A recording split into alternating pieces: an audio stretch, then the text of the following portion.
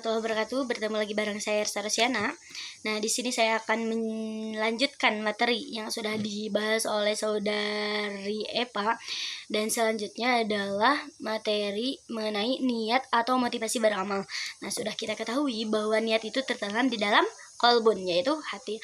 Niat berasal dari bahasa Arab, yakni niat atau an-niyah, yaitu al-qasdu, maksud, dan iradah, keinginan. Atau dengan kata lain, qasdul qulub wal iradah, maksud dan keinginan hati. Nah, jadi niat itu adalah maksud dan keinginan.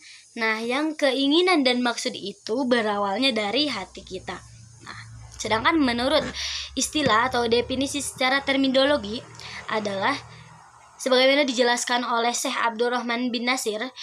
Ia berkata, niat adalah maksud dalam beramal untuk mendekatkan diri kepada Allah Subhanahu wa taala, mencari ridho dan pahalanya. Nah, dikarenakan kita mengenai pembahasan ikhlas beramal, berarti beramal yang dimaksud adalah beramal dalam kebaikan.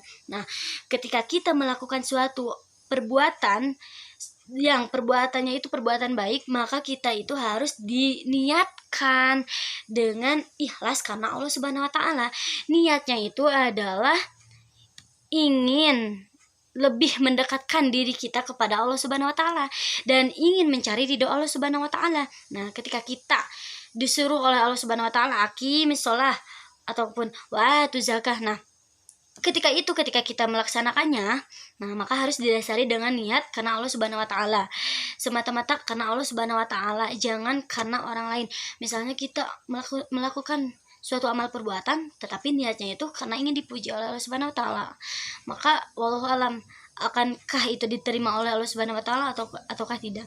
Nah, jadi ketika kita melaksanakan suatu amal perbuatan, maka harus didasari dengan niat yang baik, karena niat itu merupakan salah satu diterima atau tidaknya pahala kita, amal perbuatan kita. Kalau misalkan niatnya kita baik, niatnya kita karena Allah, maka insya Allah Allah pun akan membalas, Allah pun akan memberi pahala kepada kita semua. Tetapi jika kita niatnya ingin dipuji oleh orang lain, niatnya itu karena ria, karena sombong, wallahu alam Allah akan menerimanya ataukah tidak. Nah, mengenai niat itu terbagi kepada dua bagian. Yang pertama adalah niat yang terkait dengan ibadah, dan yang kedua adalah niat yang terkait kepada siapa ibadah tersebut ditunjukkan. Nah, yang pertama, niat yang terkait dengan ibadah, menurut para ahli fikih atau ahli fuqaha, niat yang dimaksud di sini ditunjukkan untuk ibadah yang membedakan antara ibadah yang satu dengan ibadah yang lain. Misalnya untuk membedakan sholat wajib dan sholat sunnah. Nah, kita kan sudah tahu tuh niat kita itu di dalam hati, apakah kita itu mau sholat wajib ataukah mau sholat sunnah. Jangan misalkan gini, kita niatnya sholat wajib tetapi pas praknya atau pas melaksanakannya kita malah sholat sunnah. Nah, tidak boleh seperti itu. Jadi niat itu adalah penentu kita gitu. Jadi misalkan niat kita untuk sholat sunnah, maka yang dikerjakan adalah sholat sunnah, seperti itu. Nah, yang kedua adalah niat yang terkait kepada siapa ibadah tersebut ditunjukkan. Nah, niat dengan pengertian ini sering diistilahkan dengan ikhlas. Nah, jadi ketika kita mengerjakan amal perbuatan, maka amal perbuatan ini sering dikaitkan dengan kata ikhlas.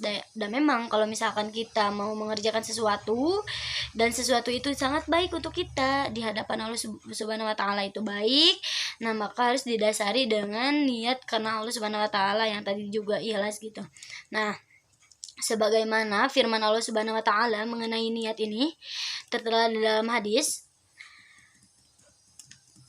yaitu an Amirul Mukminin Abi Hafsin Umar bin Khattab radhiyallahu anhu ta'ala anhu qala sami'tu Rasulullah sallallahu alaihi wasallam yaqulu innamal a'malu binniyat wa innama likulli imri'in ma nawah faman kanat hijratuhu ila Allah wa rasulihi fahijratuhu ila Allah wa rasulihi wa man kanat hijratuhu lidunya yusibuha aw imra'atin yankihuha fahijratuhu ila ma hajara ilaih, yang artinya adalah sesungguhnya amal itu hanyalah beserta niat, dan setiap manusia mendapatkan sesuai dengan apa-apa yang diniatkannya.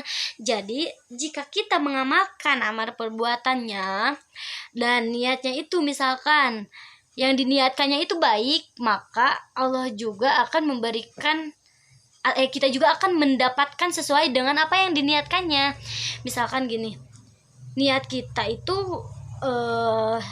sholat, niat kita itu saum, dan saumnya itu karena Allah Subhanahu wa taala, maka kita akan mendapatkannya itu dengan apa yang diniatkan kita. Kan niat kita baik, maka yang didapatkan kita juga akan baik juga untuk diri kita sendiri. Nah, maka dari itu Allah akan memberikan pahala kepada kita yang niatnya baik. Nah, barang siapa yang hijrahnya itu kepada Allah dan Rasulnya, maka hijrahnya itu kepada Allah dan Rasulnya. Dan barang siapa yang hijrahnya itu karena dunia yang diinginkannya atau wanita yang yang ingin dinikahinya, maka hijrahnya itu kepada apa-apa yang ia inginkannya. Maka apa yang kita niatkan dan yang akan kita dapatkan itu apa yang kita niatkan juga gitu.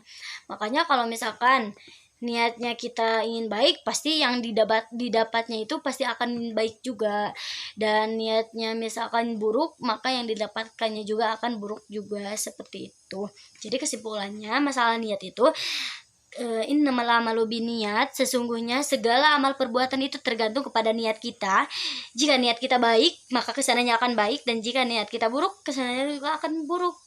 Oleh sebab itu, ketika kita melaksanakan segala sesuatu amal perbuatan, maka harus didasari dengan amal perbuatan yang baik juga, seperti itu. Supaya apa yang kita lakukan itu tidak sia-sia gitu. Supaya apa yang kita lakukan juga baik di mata Allah, dan kita mendapatkannya itu sesuai dengan keinginan kita yang ada di dalam hati kita, seperti itu. Terima kasih. Mungkin itu mengenai pembahasan dari saya tentang niat atau motivasi beramal.